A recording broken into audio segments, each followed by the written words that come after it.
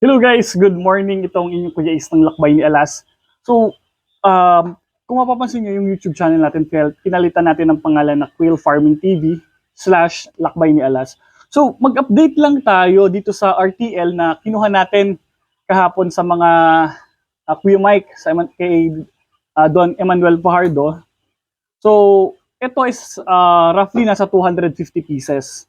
So, itong dalawang layer na to, so ito yung bago natin. So guys, pagkadating nito sa amin kahapon, kung napanood mo yung vlog natin na in-upload natin kagabi, so ang nangyari, nagmamadali kasi tayo. So pagka-load natin ng RTL, so after 30 minutes, pinatukan na to ng nanay ko.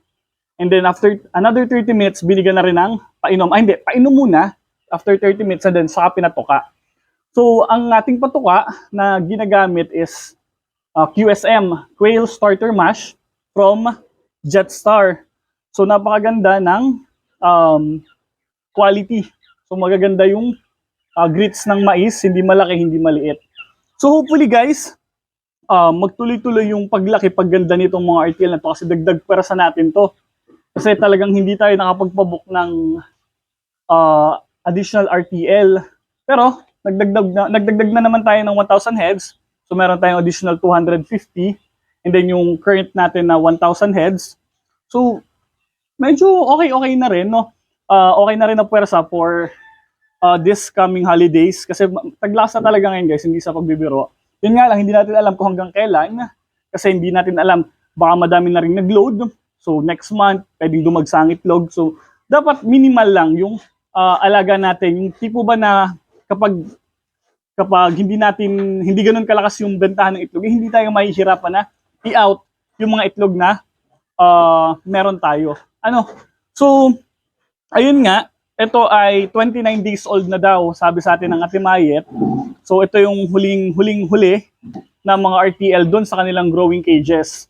So, kung napanood niyo yung vlog natin, nakita niyo doon kung paano hinuli, paano inilagay sa crates yung mga RTL. So, hindi mo na natin i-vitamins tong mga pugo na ito.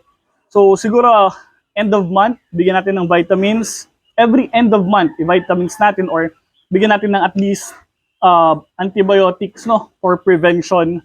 Pero, for now, so ayan, may harang yung kanyang gulungan ng itlog ito dito sa may egg catcher kasi medyo baka lumusot pa itong mga pugo, hindi natin masasabi.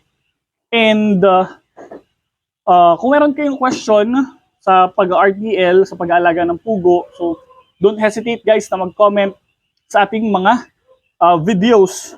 And pwede nyo i-check yung ating mga videos kung meron kayong question. Madami tayong videos na napaka-informative when it comes to quail farming. Ayan guys, yung mga RTL. So malalakas to mukha.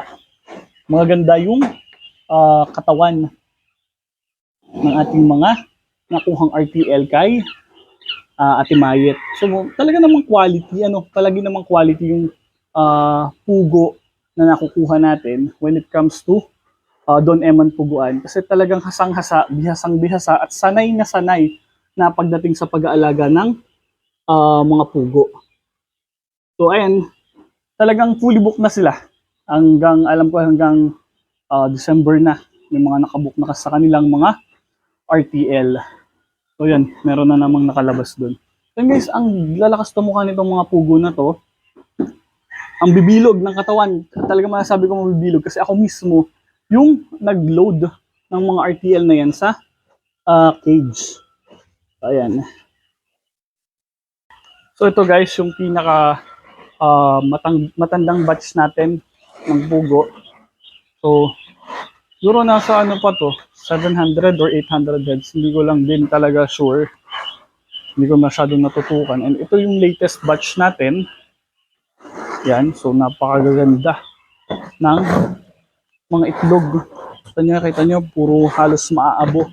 Ibig sabihin, indication ng kapal at iba yung shell.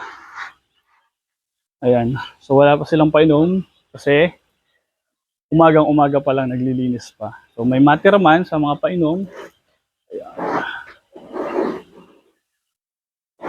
So malinis na yung kanilang mga iputan. Ito yung hinaram natin crates kay Madam Mayet. Soli pa natin yan. So ito yung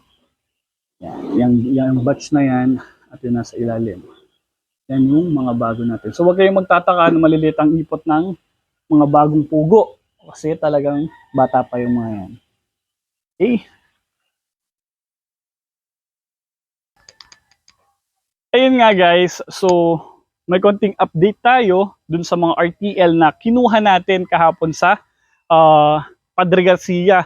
So napakahirap na pinagdaanan namin kasi ang dami naming lakad kahapon. So kumuha ng feeds, boxes, and then RTL.